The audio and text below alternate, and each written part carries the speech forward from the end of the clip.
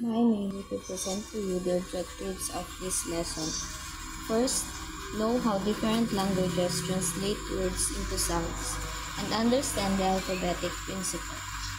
Second, understand the motivation for dual root model of reading and know about its strengths and weaknesses. Third, appreciate how different types of dyslexia relate to the dual root model and also the problems they pose for it. And lastly, know about connectionist models of reading and how they account for dyslexia. I'm Jessa Casimiro, Baals 3B, and this is our report, Chapter 7, titled Reading. Introduction. Chapter 7 of the book delves into the process of how we read words, focusing on how we access the sounds and meanings of words. It explores the impact of brain damage on reading, leading to acquired dyslexia, and discusses how reading disorders can be understood through a reading model. The chapter also touched on how children learn to read, that the distinction between reading aloud and reading silently is highlighted, with the former requiring the retrieval of word sounds and the latter focusing on meaning, often experienced as inner speech. The questions whether it is possible to comprehend the meaning of a word while reading without accessing its words. Fundamental unit of written language, graphemes. Alphabetic scripts, writing system that use graphemes to represent phonemes. Correspondence. The relationship between graphemes and phonemes can be straightforward or complex. Transparent language. Languages like Serbo-Croat have a one-to-one correspondence, meaning each grapheme represents one specific phoneme.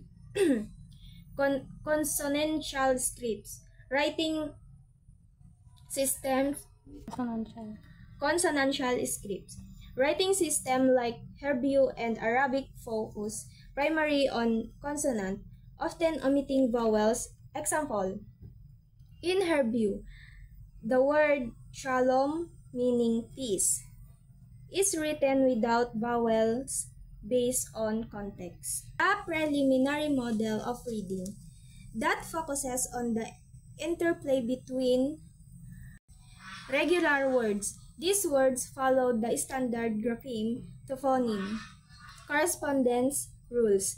This means that the letter in word consistently represent the same sounds. For example, cat, dog, and run are regular words. Next, irregular words. These sounds deviate from the standard rules, meaning their pronunciation doesn't follow. Example include have, vase, island, isle, and yacht. These words are often called exception words because they don't conform to the general pattern. The irregular words are challenged. They require specific attention and practice. And additionally, the ability to pronounce pseudo words. This ability demonstrates a reader's understanding of graphemes, phoneme, correspondence, and their ability to apply those rules to unfamiliar words. This a key indicator of reading development. The process of normal reading. According to the dual root model, there are two independent roots when naming a word and accessing the lexicon. First is a lexical or direct access root and a sublexical or grapheme to phoneme conversation root. This section looks at how we name non-words and non-words. Take note that non-words means a word that has no meaning or is not known to exist. For the first process of normal reading is reading non-words. According to the dual root model, The pronunciation of all non-words should be determined using the grapheme to phoneme conversion, or the GTC route. This implies that all pronounceable non-words should be similar in how they are pronounced, regardless of their resemblance to actual words. However, it is noted that pronounceable non-words are not all alike, suggesting that there may be additional factors at play in the pronunciation of non-words that go beyond the predictions of the dual root model. It says here that non-words should be determined using the phoneme conversion route. So, the way we pronounce non-words, it should be similar. They are like pronounceable, regardless of their resemblance to the actual word, which the actual word has a meaning, but non-words doesn't have one. The second process of normal reading is the pseudo-homophone effect. These are pronounceable non-words that sounds like words when pronounced. For example, such as brain, which is B-R-A-N-E in spelling, but it sounds like the word brain, B-R-A-I-N, when spoken. The third process of normal reading is the Glushko's 1979 experiment, which is the lexical effects of non-word reading.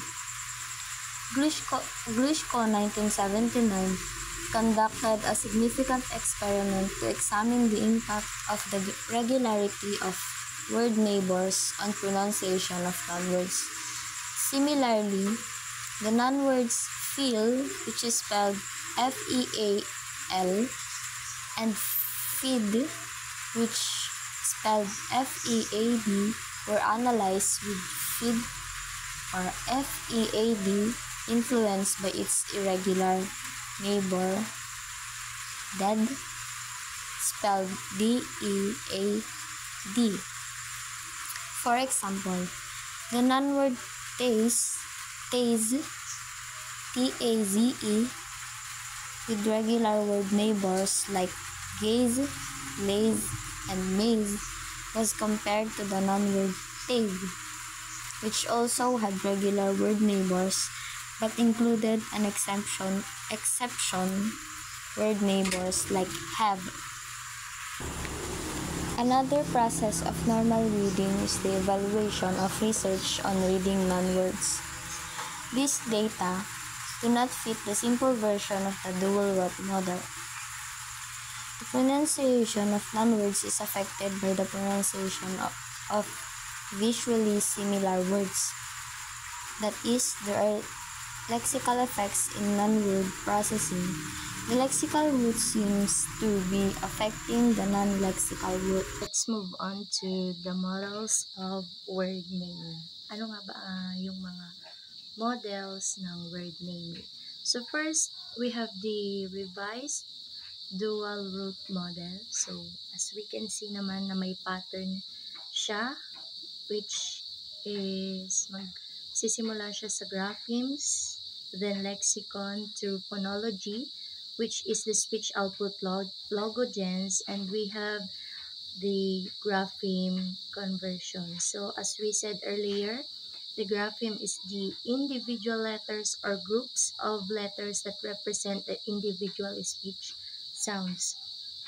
So kapag naman sa lexicon, the collection of words used by certain languages, professions, or hobbies. So when we say phonology, it is the study of the patterns of sounds in a language and across languages.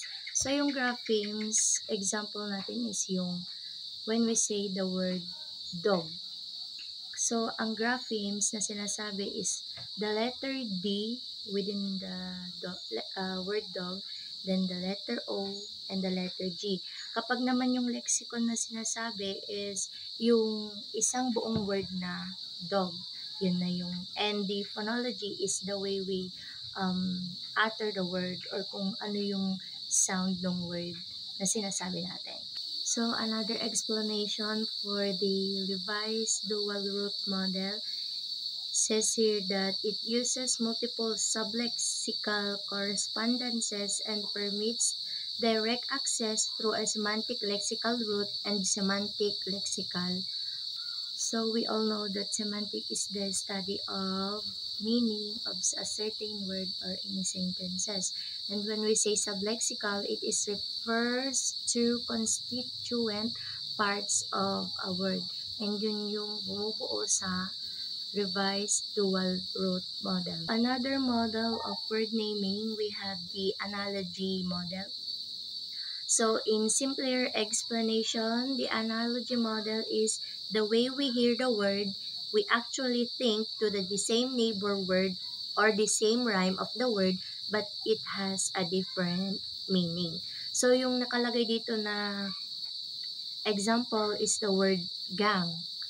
Pag kasi sinabi nating neighborhood, parang yung maiisip natin na ka-rhyme niya, pero hindi sila the same ng spelling, hindi sila the same ng meaning, pero the same sila ng pronunciation.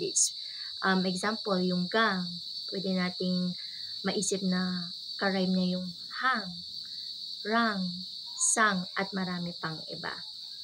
So, the models did not make clear how the input is segmented in an appropriate way. The models make incorrect predictions about how some non-words should be pronounced. Using this analogy model is be careful po tayo sa pag-determine ng meaning ng words. It doesn't mean na kapag ka-rhyme niya, same na din po sila ng meaning or the same na po sila ng spelling. Yun po yung simpler explanation of using the analogy model. The next model of word naming, we have the connectionist models by Seidenberg and Maclelianos, 1989 model of reading. So the given explanation here, first is they produced an important connectionist model of reading. However, it performed poorly on non-words and pseudo-homophones. So, ano nga po ba ang pseudo-homophones?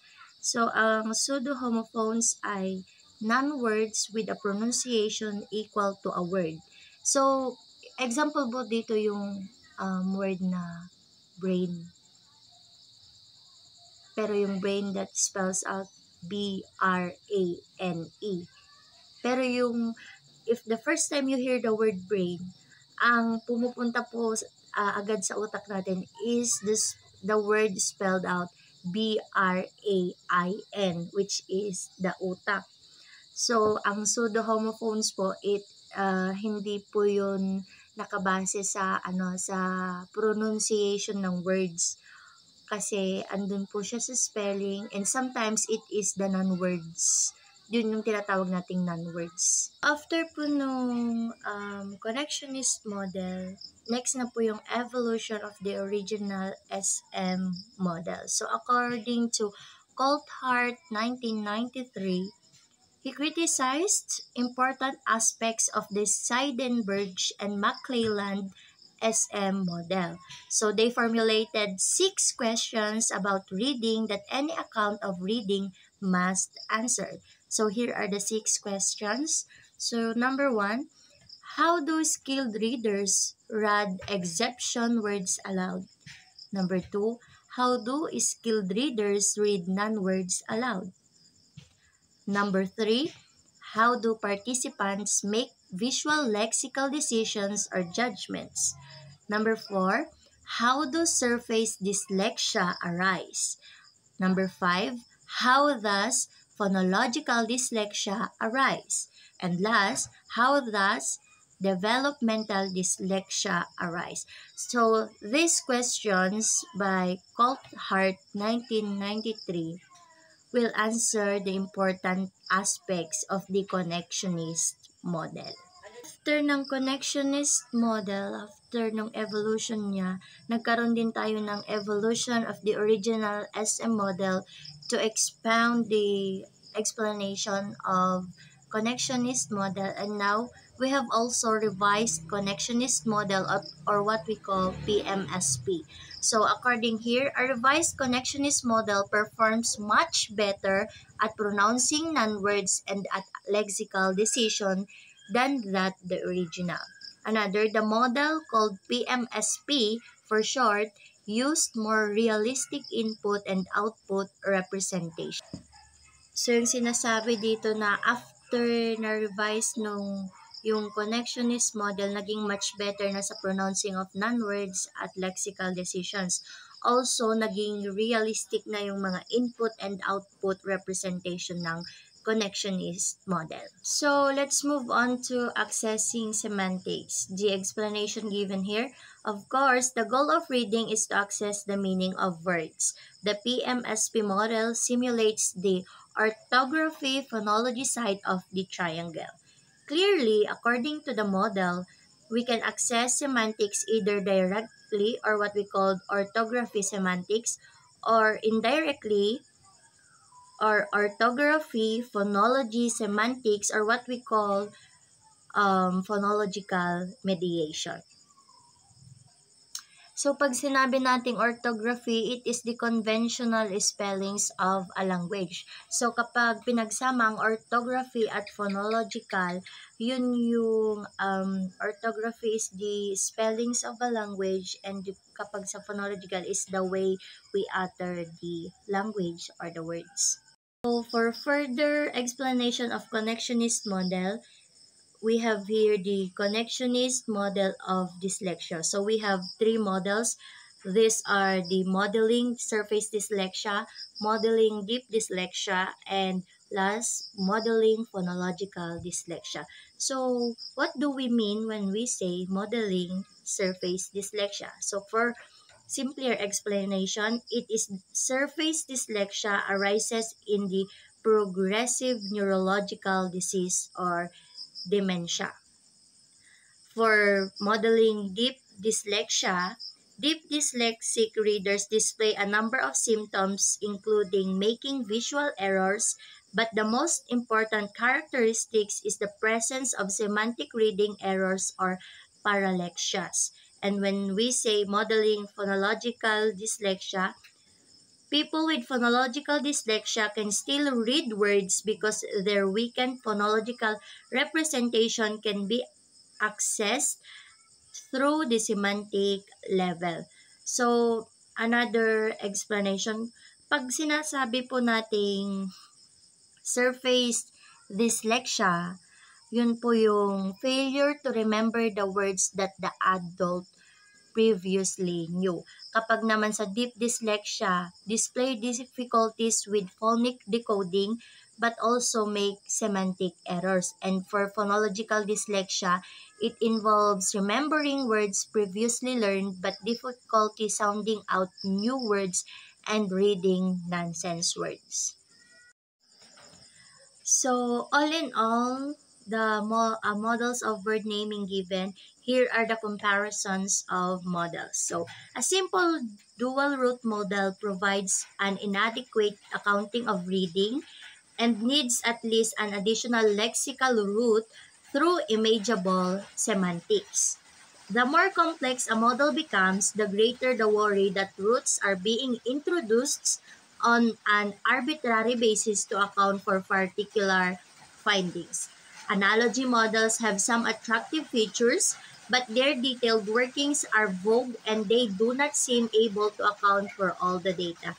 And for connectionist modeling has provided an explicit single root model that covers most of the main findings but has its problems.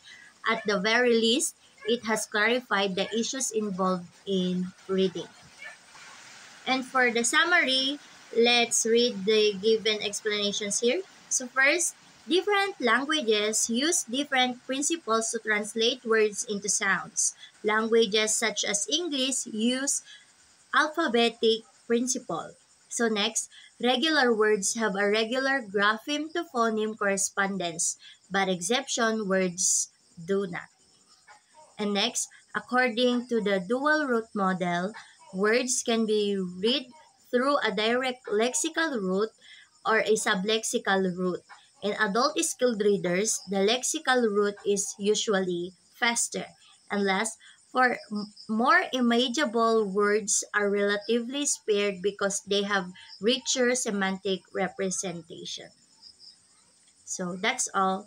Thank you for watching and listening.